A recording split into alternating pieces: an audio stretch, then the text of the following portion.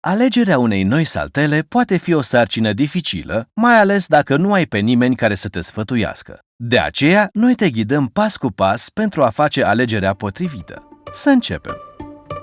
La bonami.ro poți folosi filtrele pentru a alege o saltea după duritate, dimensiune, grosime, tipul de umplutură și preț. Acestea sunt cele mai importante criterii de selectare. Încă ai îndoieli dacă este momentul să schimbi vechea saltea cu una nouă? Răspunsul la această dilemă este simplu.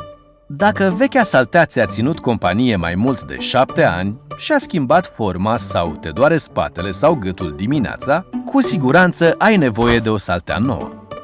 Mai întâi alegem dimensiunea în funcție de mărimea patului.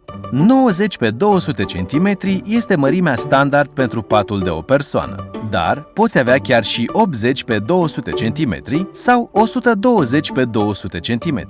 Salteaua pentru patul dublu are dimensiuni începând cu 140 pe 200 cm. Pentru patul matrimonial, poți amplasa două saltele de 90 cm. Partenerul tău preferă alt nivel de fermitate sau aveți greutăți diferite. Astfel, veți fi mulțumiți amândoi. Apoi, alege grosimea sau înălțimea saltelei. Trebuie doar să ții cont că grosimea influențează confortul. Orice saltea care depășește 17 cm grosime este considerată o saltea confortabilă. Salteaua cu o grosime de 10 cm poate fi folosită doar ocazional.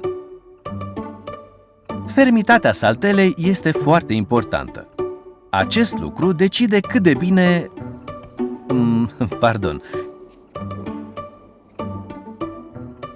cât de bine vei dormi de acum încolo. Fermitatea este cheia succesului. Să vedem care este alegerea ideală pentru tine. Cel mai adesea întâlnim 4 sau 5 niveluri de fermitate. Vârsta joacă un rol important în această selecție, în special pentru copii și seniori. Mai multe indicații vei găsi sub acest video. Dacă nici una nu se aplică în cazul tău, poți selecta fermitatea în funcție de poziția în care dormi cel mai des. Dormi pe spate? Atunci alege o saltea fermă sau foarte fermă. Îți va oferi suport suficient pentru umeri și șolduri și astfel vei preveni durerile de spate inutile. O saltea tare este recomandată pentru persoanele cu o greutate mare sau pentru copii, a căror coloană vertebrală este încă în curs de dezvoltare și, prin urmare, necesită un sprijin solid. Specialiștii nu recomandă să dormi pe burtă, dar nu comentăm alegerea ta. Doar să ții cont că este mai bine să alegi o saltea mai moale în acest caz, pentru că asigură un echilibru între o senzație plăcută de moliciune și un suport sănătos pentru corpul tău. De asemenea, este și o soluție de compromis pentru un pat matrimonial.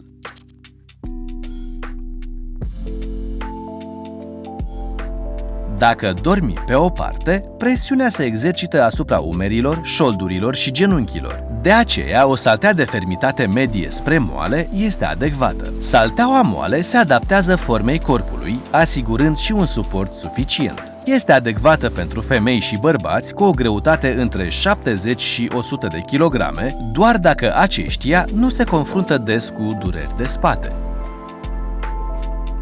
Ai un somn agitat? Poate că este de vină salteaua prea tare. Alege o saltea de fermitate medie. Aceasta este soluția de compromis pentru toate pozițiile de dormit.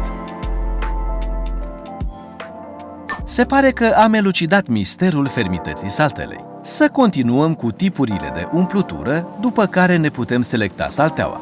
Există saltele cu spumă, cu arcuri, cu materiale naturale și combinate. Fiecare are avantaje și dezavantaje. De aceea, alegerea depinde de preferințele și necesitățile tale. Saltelele din spumă sunt ușoare, respirabile, se adaptează formei corpului și își recapătă forma cu ușurință.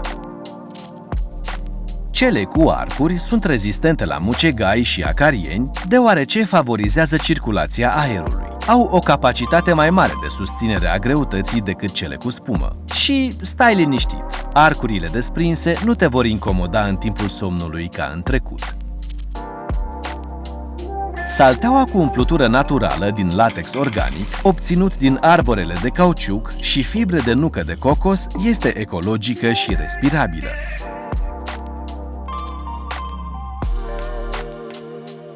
Salteaua combinată sau hibrid conține diverse tipuri de umpluturi, adesea spumă și arcuri, conectând astfel cele mai bune proprietăți ale lor. Salteaua cu două fețe, una moale, una tare, are pe fiecare parte un alt nivel de fermitate. O poți răsuci în funcție de preferințe. De exemplu, partea moale pentru femei și partea tare pentru bărbați. La modă sunt acum saltelele tip futon. Originare din Japonia, acestea transformă interiorul într-unul grozav prin aspectul simplist. Se pot amplasa direct pe podea sau pe o somieră. Datorită combinației de spumă, bumbac și fibre de cocos, oferă un suport sănătos corpului. Și asta e tot! Mai multe informații găsești în textul de mai jos. Ai la dispoziție ghidul nostru și filtrele de căutare din categoria saltele. Ne petrecem o treime din viață dormind, așa că nu subestima importanța saltelei. Alege-o bine ca să dormi bine.